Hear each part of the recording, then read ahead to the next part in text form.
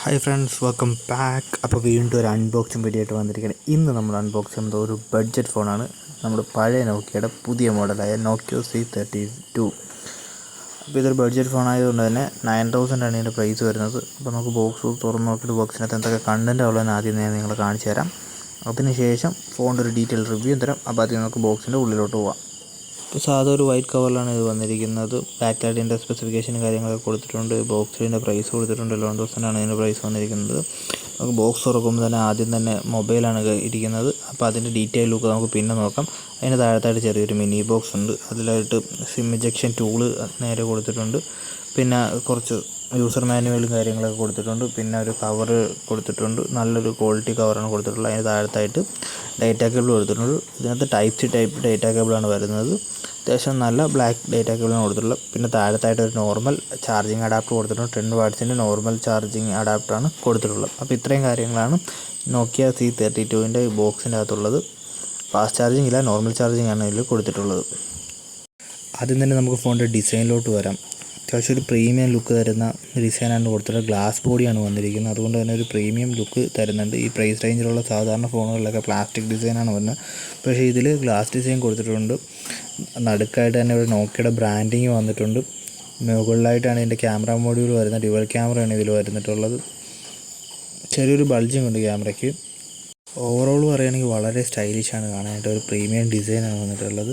3 colour variant ഇതിൻ്റെ available ആണ് കേട്ടോ. ഇപ്പോൾ ബ്ലീച്ച് പിങ്ക് എന്ന് പറഞ്ഞ കളർ വേരിയൻ്റാണ് നമ്മൾ എടുത്തിട്ടുള്ളത്. ചാർക്കോൾ ബ്ലാക്ക്, അതുപോലെ മിൻറ്റ് ഗ്രീൻ എന്ന് പറഞ്ഞാൽ 3 കളർ വേരിയൻറ്റ് അവൈലബിൾ ആണ് ഈ ഫോണിൻ്റെ. ഇത് നമുക്ക് ഫോൺ ബൂട്ട് ചെയ്ത് ഇതിനകത്ത് ബാക്കി ഫീച്ചേഴ്സ് എന്തൊക്കെയാണെന്ന് നോക്കാം. ഇതിൻ്റെ ഡിസ്പ്ലേനെ പറ്റി പറയുമ്പോൾ ഇതിൻ്റെ അകത്ത് വന്നിരിക്കുന്നത് 6.5 ഇഞ്ച് IPS HD+ ഡിസ്പ്ലേ ആണ് കൊടുത്തിട്ടുള്ളത്. നല്ല ഡിസ്പ്ലേ ആയിരിക്കും കൊടുത്തിട്ടുള്ളത്. ഞാൻ ബൂട്ട് ചെയ്ത് കഴിഞ്ഞിട്ട് ഞാൻ നിങ്ങളെ ഫുൾ ബ്രൈറ്റ്നസ് ഇതിൻ്റെ ഡിസ്പ്ലേ കാണിച്ചു തരാം. ഇതിൻ്റെ അകത്ത് വന്നിരിക്കുന്നത് നോച്ച് ഡിസൈനാണ്.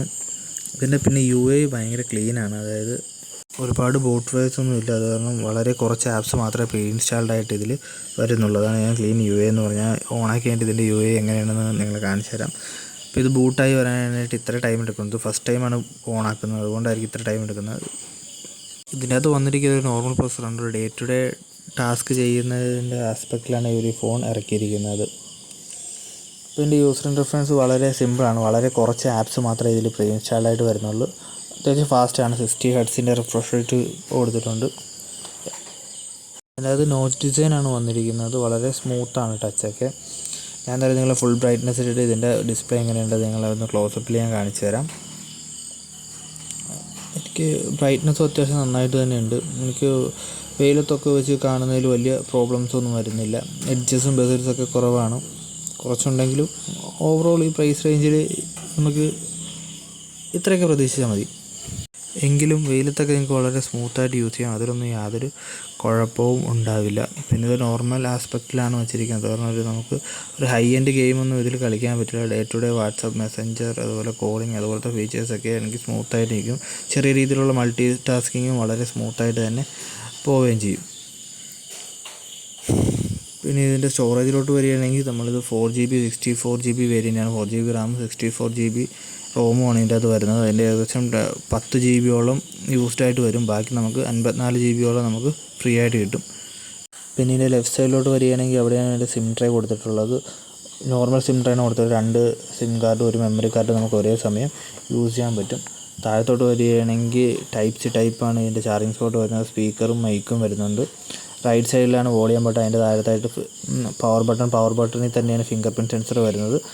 മുകളിലായിട്ടാണ് ഇതിൻ്റെ ഹെഡ്സെറ്റ് ജാക്ക് വന്നിരിക്കുന്നത്. 3.5mm ഹെഡ്സെറ്റ് ജാക്കും കൊടുത്തിട്ടുണ്ട് ഇവർ. ഞാൻ നിങ്ങൾ സ്റ്റോറേജ് ഒന്നുകൂടെ കാണിച്ചു തരാം. നേരത്തെ പറഞ്ഞാൽ 54 GB ആണ് ഇതിൻ്റെ അകത്ത് വരുന്നത്. 9.5 GB യൂസ്ഡ് ആണ്. വളരെ കുറച്ച് ആപ്സ് മാത്രമേ ഇതിൽ പ്രീ ഇൻസ്റ്റാൾഡ് ആയിട്ട് വരുന്നുള്ളൂ.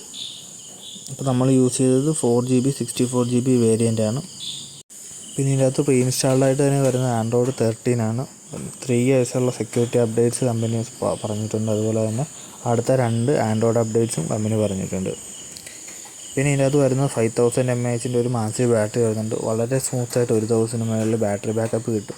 പക്ഷേ ഇതിൻ്റെ അകത്ത് സ്ലോ ചാർജിങ്, നോർമൽ ചാർജിങ് ആണ് കൊടുത്തിരിക്കുന്നത്. അതുകൊണ്ട് തന്നെ ഏകദേശം 2 മണിക്കൂറോളം എടുക്കും നിങ്ങളുടെ ഫോൺ ചാർജ് ആവാനായിട്ട്. അപ്പോൾ നമുക്ക് ഫോൺ ഒന്നുകൂടി ഒന്ന് റീസ്റ്റാർട്ട് ചെയ്ത് നോക്കാം. എത്ര ടൈം എടുക്കും ഇത് റീസ്റ്റാർട്ടായി വരാനായിട്ട്. ഞാൻ നേരത്തെ പറഞ്ഞു ഇതിലൊരു നോർമൽ ആസ്പെക്റ്റിൽ ഇറക്കുന്ന ഫോണാണ്. അതുകൊണ്ട് തന്നെ പ്രോസസ്സറിന് അത്ര വലിയ സ്പീഡ് നമുക്ക് പ്രതീക്ഷിക്കുന്നത്. പക്ഷേ നിങ്ങൾക്ക് സ്മൂത്തായിട്ട് ഡെയിലി ടാസ്ക്, അതായത് കോളിംഗ്, മെസ്സേജിങ്, വാട്സപ്പ്, ഫേസ്ബുക്ക്, അതുപോലെ സിമ്പിൾ ടാസ്ക് വളരെ ഈസി ആയിട്ട് ചെറിയ രീതിയിലുള്ള മൾട്ടി ടാസ്കിങ്ങോടുകൂടി തന്നെ ചെയ്യാൻ പറ്റും. യാതൊരുവിധ കംപ്ലൈൻറ്റും അല്ലെങ്കിൽ യാതൊരുവിധ ലാഗും അതിൽ വരില്ല. ഇത്രയൊക്കെ കാര്യങ്ങളാണ് നോക്കിയോ C32 പറ്റി പറയാനുള്ളത്. ഒരു ബഡ്ജറ്റ് ഫോണായിട്ടാണ് ഇറക്കിയിരിക്കുന്നത്. നോക്കിയോയുടെ പഴയ പ്രതാപം ഇപ്പോൾ ഇല്ലെങ്കിലും ഈ ഫോണിലൂടെ അത് തിരിച്ചു പിടിക്കാൻ അവർ നോക്കുന്നുണ്ട്. അപ്പോൾ എന്തായാലും അടുത്ത വീഡിയോയിൽ കാണാം. ബൈ.